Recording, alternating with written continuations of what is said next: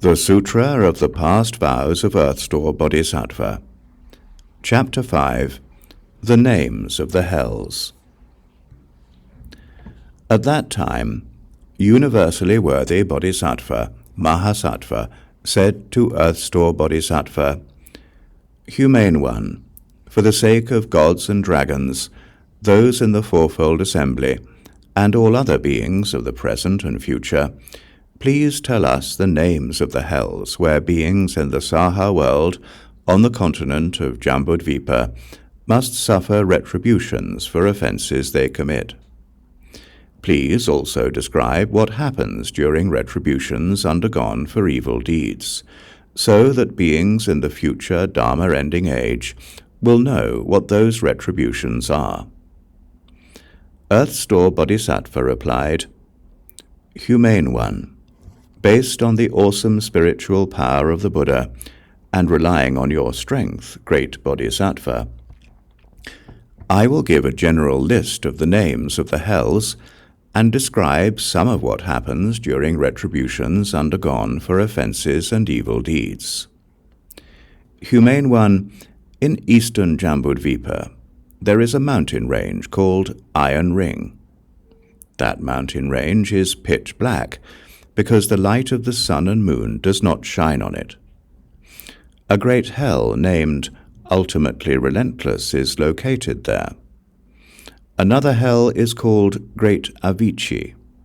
There is also a hell called Four Horns, a hell called Flying Knives, a hell called Fiery Arrows, a hell called Squeezing Mountains, a hell called Piercing Spears, a hell called Iron Carts, a hell called Iron Beds, a hell called Iron Oxen, a hell called Iron Clothing, a hell called Thousand Blades, a hell called Iron Asses, a hell called Molten Copper, a hell called Embracing Pillar, a hell called Flowing Fire, a hell called Ploughing Tongues, a hell called Hacking Heads, a hell called Burning Feet, a hell called Pecking Eyes, a hell called Iron Pellets, a hell called Quarrelling, a hell called Iron Axe, and a hell called Massive Hatred."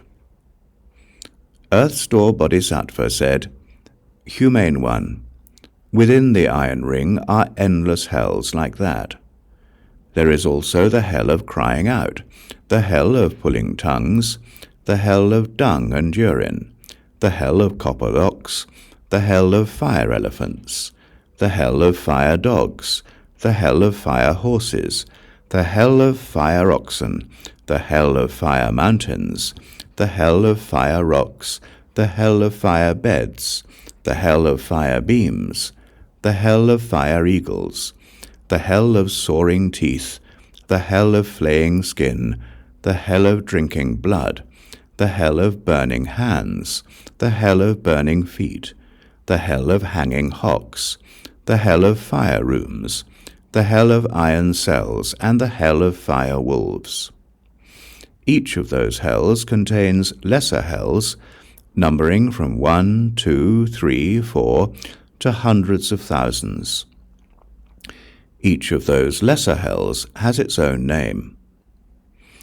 Earth-Store Bodhisattva told Universal Worthy Bodhisattva, "Humane one, such are the karmic responses of beings in Jambudvipa who commit evil deeds. The power of karma is extremely great. It rivals Mount Sumeru in its heights. It surpasses the great oceans in its depths. It obstructs the path leading to sagehood. For that reason, beings should never think that minor bad deeds are unimportant, or assume that they do not count as offences. After death, there will be retributions to undergo that reflect all those details. Fathers and sons have the closest relationship, but their roads diverge, and each must go his own way. Even if they met, neither would consent to undergo suffering in the other's place. Now, based on the awesome spiritual power of the Buddha, I will describe some of the retributions for offences that take place in the hells. Please, Humane One, listen for a moment to what I am going to say." Universal Worthy replied, "I have long known of the retributions that come about in the 3 evil paths. My hope in asking the Humane One to describe them is that when beings in the future Dharma-ending age, who are committing evil deeds, hear the Humane One's descriptions, they will be moved to take refuge with the Buddha." Earth's Door said, "Humane One, this is what happens during retributions in the hells. Offenders may go to a hell in which their tongues are stretched out and ploughed through by cattle, or to a hell in which their hearts are pulled out and eaten by yakshas, or to a hell in which their bodies are cooked in cauldrons of boiling oil, or to a hell in which they are forced to embrace red-hot copper pillars, or to a hell in which they are burned by a fire that constantly pursues them, or to a hell in which cold and ice are all-pervasive, or to a hell in which excrement and urine are endless, or to a hell in which flying maces are unavoidable, or to a hell in which fiery spears stab them repeatedly, or to a hell in which they are constantly beaten on the chests and backs, or to a hell in which their hands and feet are burned, or to a hell in which they are bound by iron snakes that coil around them,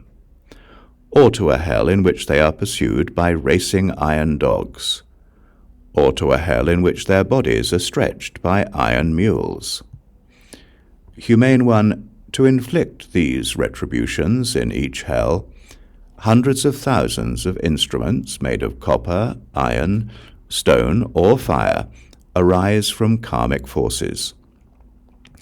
Those 4 materials come into being in response to the kinds of karma that offenders create. If I were to explain in detail what happens during retributions in the hells, then I would need to tell of the hundreds of thousands of sufferings that must be undergone in each specific hell. How much more would that be the case for the sufferings in all the many hells?